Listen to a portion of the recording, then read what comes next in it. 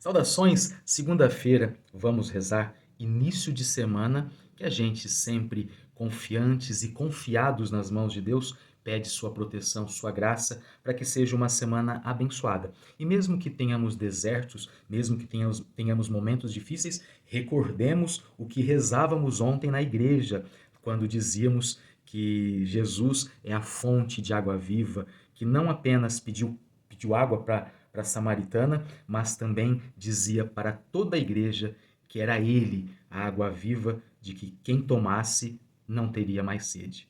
Portanto, nos apresentamos diante deste Deus para rezar. E assim dizemos juntos. Em nome do Pai, do Filho e do Espírito Santo. Amém. Que a graça de Deus Pai, que é amor, de Deus Filho, que é misericórdia e compaixão, a unção, a força do Espírito Santo estejam sempre convosco. Bendito seja Deus que nos reuniu no amor de Cristo. E juntos rezemos assim. Com Deus me deito, com Deus me levanto, com a graça de Deus e do Divino Espírito Santo. Ó Nossa Senhora, nos cubra com teu manto. E Jesus misericordioso, se acaso chorarmos, venha enxugar o nosso pranto. Amém. Hoje, o Evangelho é de Lucas, capítulo 4, versículos 24 a 30. Se a gente lembra, o capítulo 4 de Lucas começa com Jesus indo para o deserto para ser tentado. Logo após ter sido tentado, ele volta para a cidade e ele vai e se direciona para Nazaré, que é a sua cidade.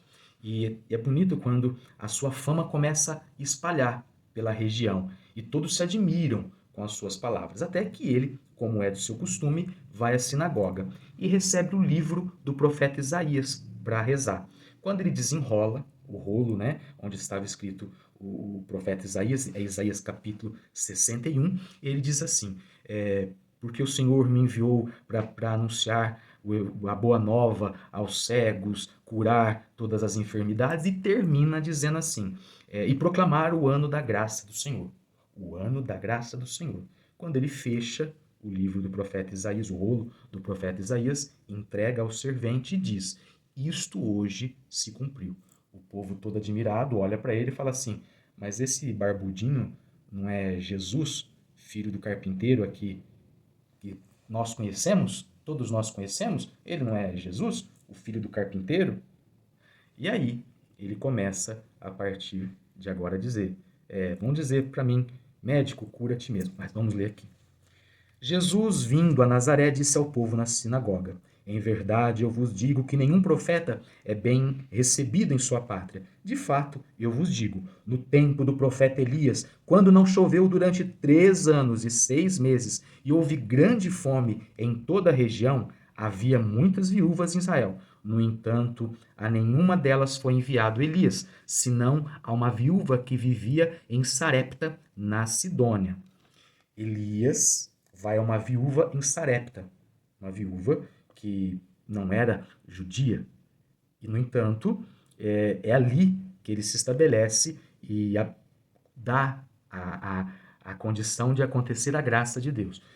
Enquanto isso, Acabe e Jezabel, que eram judeus, vão atrás de Elias. Por isso, essa comparação. E no tempo do profeta Eliseu havia muitos leprosos em Israel. Contudo, nenhum deles foi curado, mas sim Naamã, o sírio.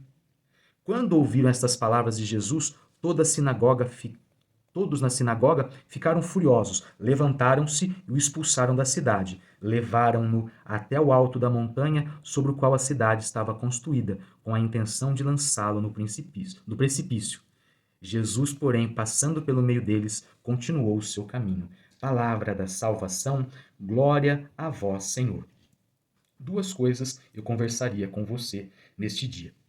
Primeiro, vamos falar a respeito de quando a gente reza para Deus e não é ouvido. Porque é interessante que Jesus passa ali por sua terra, entre os seus conterrâneos, e ali ele não consegue fazer nenhuma graça. Não consegue fazer milagres. Não consegue porque eles, os conterrâneos de Jesus, não conseguem se abrir para a graça de Deus.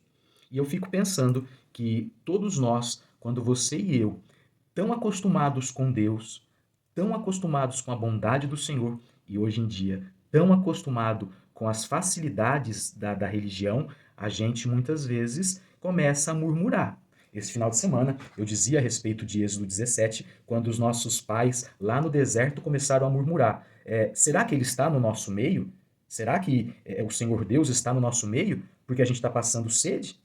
E é muito interessante quando você e eu estamos passando por provações e mesmo assim não desanimamos e não perdemos a fé.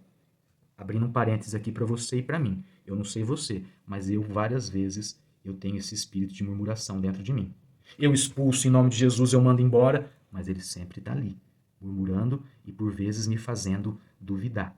Que nem a gente canta aquela música: Também sou teu povo, Senhor, estou nessa estrada, perdoa-se às vezes, não creio em mais nada. Somos assim, mas é justamente nesta hora que a gente renova a nossa confiança. Quando demora para acontecer aquilo que eu peço, quando não acontece do jeito que eu pedi, quando tudo aquilo que talvez eu fiz de oração e de repente não aconteceu. Mas aí que eu descubro que a minha oração, que o meu fervor, que a minha confiança em Deus serve para que eu consiga vencer, consiga ficar firme e lutar até o final. Por isso, mantenhamos-nos sempre firmes neste caminho do Senhor. A segunda parte, dentro deste processo, é que muitas vezes a demora, a derrota, o aparente fracasso mata dentro de nós muitas vezes o ardor. Quando você precisa desse Deus estando ao seu lado para que você não se desencante. Porque o sofrimento, aquilo que é tão difícil, aquilo que são as surras que a vida nos dá, vai nos decepcionando, vai tornando muito difícil a nossa missão de cristãos por onde a gente passa. Por isso, se apegue ao Senhor Deus, pegue nas mãos do Senhor, e por mais que você tenha passado por maus bocados, acredite nesse Deus e permaneça firme. Por isso, jamais desanime quando demorar as coisas que você pede. Jamais esqueça desse Deus que está com você. E sempre, sempre saiba que ninguém é como Deus. Ainda que neste primeiro momento o demônio esteja se colocando contra você. Ainda que os inimigos se coloquem contra você. Ainda que pessoas que você tinha como amigo, tinha como confidente, que tinha total confiança, te traíram. O Senhor Deus está com você e você sairá vitorioso. Não se canse. Peça. Peça com insistência, peça com confiança. Em Deus. Confie em Deus. Ainda que esteja tardando, acontecerá. Amém? Amém. Pegue a água para a gente poder abençoar. Dignai-vos, Senhor, abençoar esta água que, recordando nosso santo batismo, seja uma água limpa e pura, que lave por dentro e por fora e afaste todo mal. Abençoai, Senhor, esta água em nome do Pai, do Filho e do Espírito Santo. Amém. Beba com fé.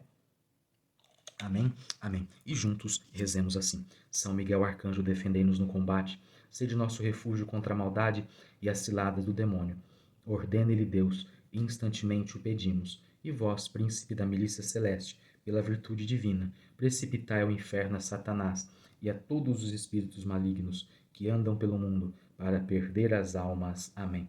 Quem é como Deus? Ninguém é como Deus. Glorioso São Miguel, defendei-nos no combate. Muito obrigado por sua presença, que você tenha uma segunda-feira abençoada, uma semana repleta da graça de Deus. Repito, às vezes nós estamos passando por desertos, mas sempre recorde-se do que líamos ontem da Samaritana, de que Jesus é esse Deus no qual enchemos o nosso cantil, do qual bebemos para sermos fortes, para vencermos este deserto. Amém? Amém. O Senhor esteja convosco, Ele está no meio de nós. Abençoe-vos o Deus que é todo-poderoso, Ele que é Pai, Filho e Espírito Santo. Amém. Santo anjo do Senhor, meu zeloso e guardador, se a ti me confio a piedade divina, sempre me rege, me guarde, me governa, me ilumina. Amém. Que o Senhor Jesus seja sempre a vossa força. Permaneça em paz e que Ele sempre te acompanhe. Graças a Deus. Uma ótima semana abençoada. Um beijo no seu coração. Acreditar faz bem.